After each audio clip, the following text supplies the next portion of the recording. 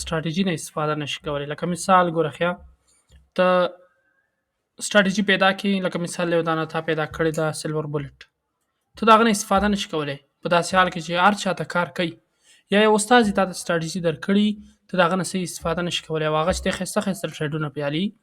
نو د دې دلیل څه شی کېدلی شي؟ آیا ستراتیژي خرابه ده؟ آیا استاد درته دروغ وایي؟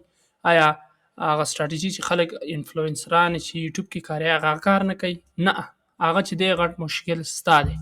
دلته یو څو کی پوینټ درته وایم، که ته دې هغه جوړ کړي، هغه کارونه که خپل جوړ کړي، نو ستراتیژي نه که هره ستراتیژي ته ترېنه ښه صحیح استفاده کولی شي. که هغه یو فیروالي باندې ټریډ وي، نو ته ترېنه ښه صحیح استفاده کولی شي. نو هغه کی غټ پوینټ چې دی درته اخره کې وایم، صحیح ده. نو زو د ویډیو په طرف باندې اول پوینټ به یې بک ټیسټ کوي نه ده. اوس ګوره ښه، یو کس چې ستراتیژي والي، یو کس چې ځان ته ستراتیژي جوړه کړي، باید په هغه باندې باوري، پوه شولې، باید هغه ته معلوم وي چې مارکیټ ما ته د ورځې څو ټریډره کوي. کومه ورځ ما خراب وي په ستراتیژي کې، لکه جمعې ورځ خراب وي، هفتې ورځ خراب وي، کله چې سیشن شروع کېږي خراب وي. څنګه؟ لکه اوس ګوره ښه، اول په کومه ورځو خراب وي، په هغه ورځ ته باید ټریډ وانهلي. په کومه ساعتونو خراب وي، ته باید په هغه ساعتو ټریډ وانهلي.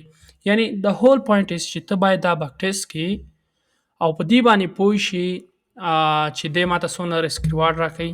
صحیح ده؟ لکه څونه زه ریسک کم څومره مې ټارګټ وي. لکه اوس ګوره ښه، یو مثال، یو کس راځي داسې کې ټریډ الي، د دې اوس معلوم نه وي چې د څونه ټارګټ کړي، څونه چې پیسې زیات وي همغونه ښه دی، خو دې ته معلوم نه وي چې د څونه ټارګټ کړي، ځکه ستراتیژي ته ورته نه معلومه چې دی د دې ستراتیژي د موسټلی لکه زیات ټریډونه څو دانې وین ورکوي په څونه ریسک ریوارډ باندې، چې باید هغومره مارک کړي. خدای دې کړي هغه یو په یو وي، هغه خدای دې کړي هغه په یو په دوه وي، نو باید همغونه مارک کړي. ځکه که اوس ته یو ټریډ ونیسې نن یو په 15 $10 ریسک کې 500 ټارګټ، ته سبا همغه بیا وکړي، سټاپ لاس کېږي، بیا وکړي سټاپ لاس کېږي، بیا وکړي سټاپ لاس کېږي، نو بیا ستا سایکالوژي خرابېږي چې ولا او د ستراتیژي باندې یې پیدا کوي او دا کوي او هغه کوي. نو باید درته معلوم وي چې څو ریسک ریوارډ راکوي، کومه ورځو کې ښه ده، په کوم سیشن کې ښه ده ستراتیژي مې. نو دا هول پوینټ از چې ته باید بک ټیسټ وکړې، پوه شولې. بک ټیسټ په څو ټریډو؟ په 200 ټریډو باندې.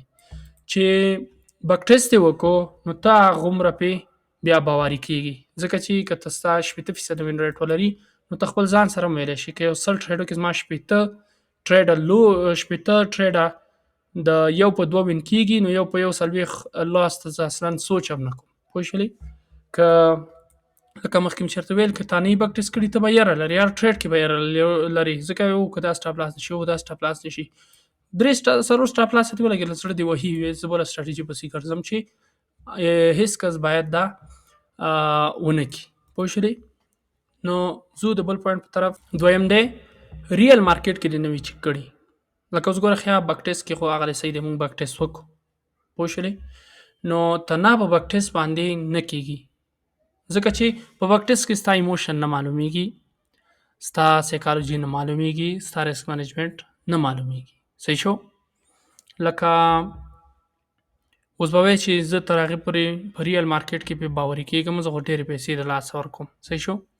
نو داسې کار به وکړې، سیده به ځې فنډ اکاونټ به والې او بغیر د یارې به ټریډ الې. که ویرېدلې په ټریډ کې په دې ستراتیژي باندې چې هله لوز نشي یا دا نشي دا نشي، نو نشي کامیابه کېدلی، هغه ستراتیژي نه ته استفاده نشي کولی. دریم او هغه غټ پوینټ چې دی چې زه به تاسو ته ویم چې دا باید حتما زده کوئ، هغه انالیسس دی. انالیسس معنا څه؟ ته باید پوه شي کوم سیشن بولش دی یا بیرش دی. صحیح شو؟ لکه مثال، که ته ستراتیژي لري، ریسک مینجمنټ لري، سایکالوژي دې ښه ده، خو انالیسس دې باید حتما ښه وي. انالیسس ته باید دا پرډکټ کړي چې مارکیټ بره ځي یا لاندې ځي نن، پوه شولې. ته باید دا پرډکټ کړي، دا ډېر مهمه ده چې څه رقم ستراتیژي ولري، تر څو دې دا شی نه زده انالیسس، نو داسې وګڼه چې ډېر شاته پاتې شوی. ځکه که مارکیټ څه ورته وایي بولي شي، تا ته ستراتیژي بیرش ټریډ درکړي، پوه شولې.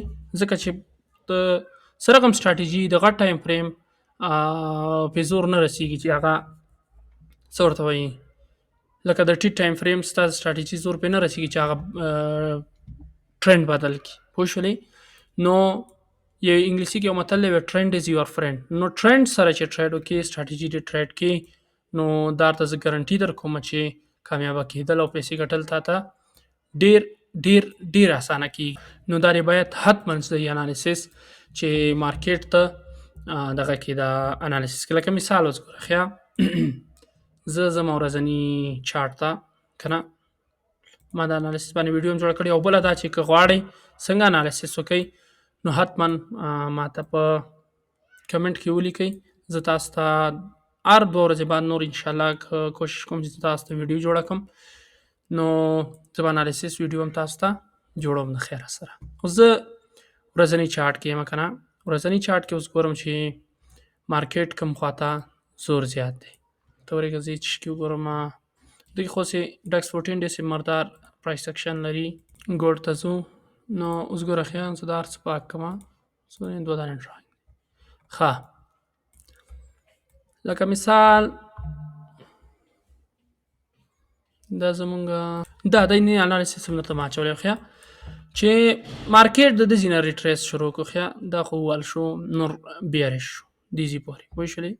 اوس به د دې نه ته لکه د دې نه بولش پسې ګرځېدلی ګور دا یو ورځ د دلته به بولش ټریډ پسې ګرځېدي دلته ګرځېدي دلته نه دا باید د سینه وکړي چې که ورځي صحیح ده ورځ لکه اوس ګوره خیا که مثال دلته ورځ کلوز شوی و صحیح ده نو ته چې د بلش ټریډ پسې ګرځېدلی او ټرند چې او بیرش ولی دلیل چیرې ځکه چې ما بل لورز ویډیو هم کړه انالیسس ویډیو چې ما دلته واتمن ټچ کی مارکیټ بیا بزي چې مارکیټ اندغه سی وکړه دلته ټچ وکړو او نورې برکاش ورکو پوه شلې.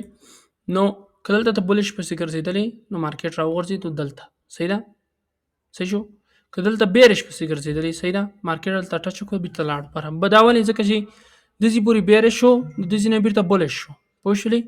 نو دلته بس بولش پسې ګرځېدلی هغه ته چې مارکیټ بیر شو باید په دې شان ارس باندې پوه شې ته مارکیټ انالیسس کې که د ټرند خلاف ټریډ کوي نو واقعا سخت دی درته چې سټراټیجي کار وکړي. نو د دې لپاره دا ټرند پریډکټ کول چې مارکیټ برځي نن لاندې راځي دا ډیر مهمه ده. نو که غواړئ چې زه فول ویډیو درته پې جوړه کړم سیشن باندې چې سیشن که آسیا بوله شو لندن شي کوي که لندن بوله شو آسیا د نیویارک شي کوي نو دی باندې ټول باندې زرته ویډیو جوړولای شم. فقط په کمنټ کې ولیکئ چې هو د انالیسس ویډیو جوړه کا بس دغه نه حتما قربان چې لایک ورکوي ویډیو ته چې اخره پورې مولي د لایک ورکړي ځکه زما ویډیو بيخي مخ کې زینه نه پوهیږم چې ولی یا ویډیوګانې کمې اچوم دلیل چې دی ولا که پوه شو.